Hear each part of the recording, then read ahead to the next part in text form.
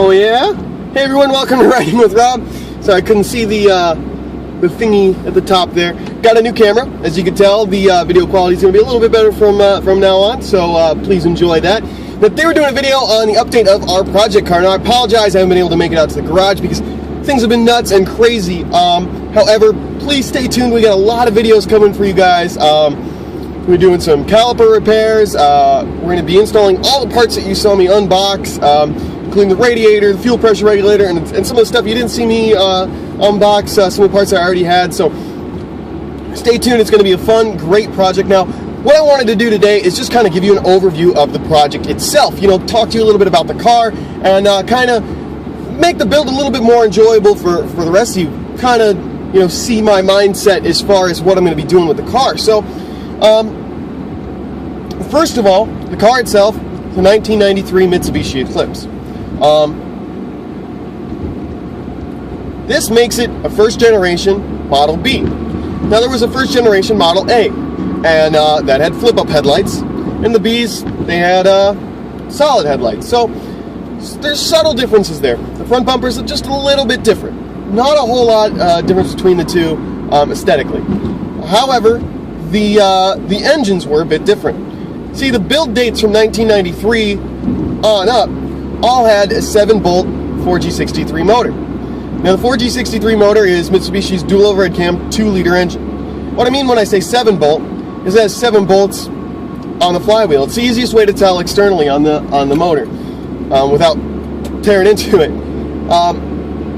The 1990, well, actually from 92 build date on down, they had 6-bolt 4G63s, and the 6-bolt 4G63, basically identical motors. Okay, the heads are different. Is really what it boils down to, and the crankshaft design is just slightly different. Piston design slightly different. So that kind of thing is what we're talking about in the differences. Now, the reason why I'm telling you guys all this is because even though mine is a 1993 model year Eclipse, it is a 1992 build date. So I've got kind of this in-between year. And I got to tell you, I really love the car in general. I'm a big fan of the Eclipses and of DSMs everywhere, which include the Eagle Talon and Plymouth Laser. So I really, I don't know, there's something about the car that just, I don't know, makes sense to me. The way the car works, the way that it was built and put together, the tuning and modifying of the car, just everything about the car I just really love. I love the way it looks. I love the way it drives. I love the sound of the engine. So, you know, it's really a special car for me. Now, you may be asking yourself at this point, well, what kind of Eclipse is it? Is it RS, GS, GST, GSX? Now, the RS has had a 1.8-liter dual overhead cam engine. The GS's had the 4G63 engine, however, it was a non-turbo. And the non-turbos had different piston designs and didn't have oil squirters inside the engine block, which aid in cooling of the pistons and the crankshaft, as well as lubrication. Now, the reason why I'm bringing that up is because I don't have an RS, no, but I also don't have a turbo model either. It's not a GST and it's not a GSX, it's a GS. So what that means is it's a front-wheel drive, naturally aspirated, dual overhead cam, 2-liter 4G63. The car itself is absolutely phenomenal. Now, I know a lot of you guys are probably like, you know, well, when are you going to turbo it? How are you going to turbo it? Turbo. Look, turbochargers are awesome and kick-ass. I love turbochargers. I love driving turbocharged cars. I think they're amazing. However, turbocharging is not a necessity to me because my goals for the car are not major horsepower straight line racing. I know that's what the majority of people like to do. They like to race in a straight line. They like to go drag racing and that kind of shit. Wow, I think I just took a chunk out of the windshield with that rock. I don't know if you heard that. Huge rock just hit the windshield. So, yeah, turbochargers are great and all that. But my main goal for the build itself is to do autocross racing. And on an autocross, you know, you've got tight corners, and it's not a very big track. And, you know, eventually I'd like to get into the circuit and road course racing as well.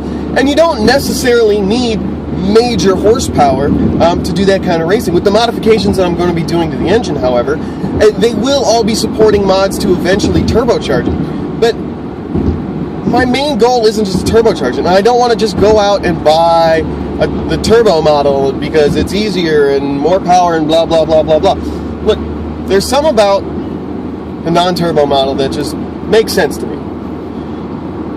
Really, the only advantage that it has as far as stock for stock parts from the turbo engine is that the throttle body is 2 millimeters bigger. Why is the throttle body 2 millimeters bigger? I'm not sure. It just is. And so it's got one advantage. I'll give it that. But you know, it also gives me the flexibility if I want to. It's basically the same engine as the turbo model. I could swap out the pistons, and I could, you know, strap a turbocharger onto it. And like I said, eventually I will be. I'll be doing all the supporting mods, and I'll be reporting back to you guys on all the supporting mods that I'm doing in order to get ready for turbocharging. Now, I've already started modifying the car a little bit. It was slightly modified when I got it. It had a polyurethane motor mounts, and or at least the motor mount inserts, and we'll get into that when we do the little video on those. And also it had a short shifter installed, so it was slightly modified.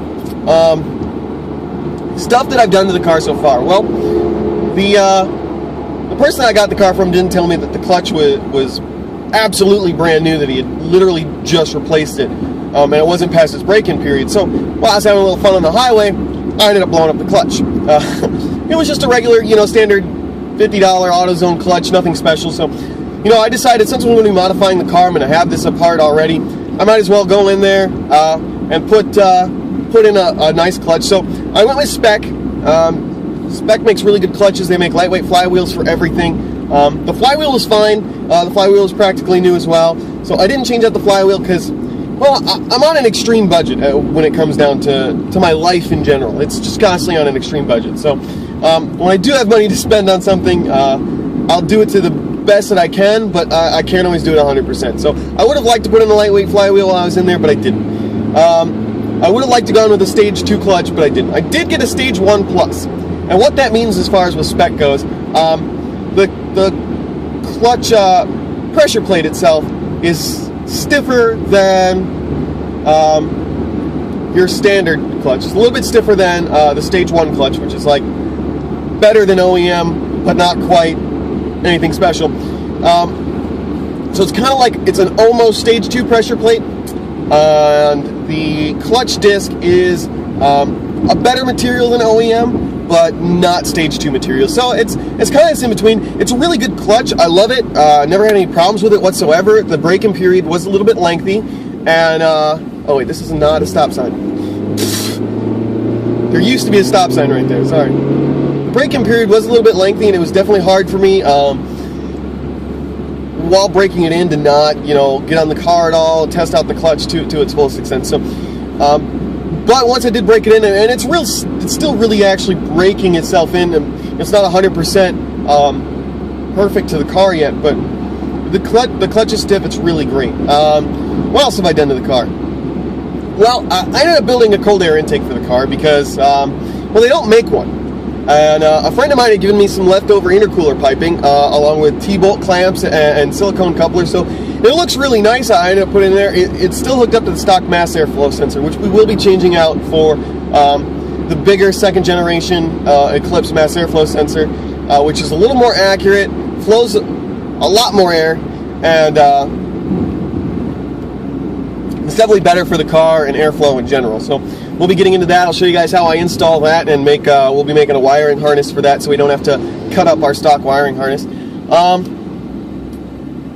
Cold air intake. Okay, let's get into the last and final thing I've done with the car, really, which is the suspension. Now, the suspension on it isn't exactly a kit that you would go out and buy, nor would it be something that I even recommend that any of you attempt, because I'm pretty sure that I just got lucky. Me and a friend were bored in the garage one day, didn't have a whole lot to do.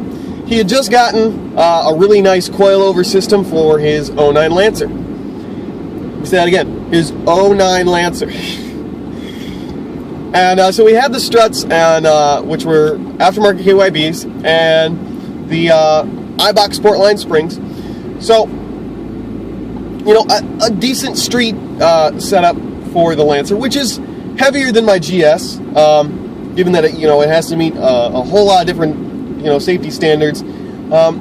Yeah, a lot of people will note that it's only a few hundred pounds heavier, but when it comes down to a car as small as mine, a few hundred pounds is quite a bit. So it is a little bit heavier. So the suspension was a little bit stiffer. Not to mention they were already aftermarket, so it was beyond what OEM was for the Lancer to begin with. And then we had the Sportline springs as well. Now to install these onto my Eclipse, it didn't exactly just bolt on and we were good to go. Now the backs were pretty simple. We switched out the top mounts for the struts, and I made some spacers for them, just so it would sit kind of at the right height. And you know what? It went in pretty easily. Not too much of a problem. Now the fronts were a little bit more difficult, and I'm going to be doing a video about these because I'm going to be going back and revamping them.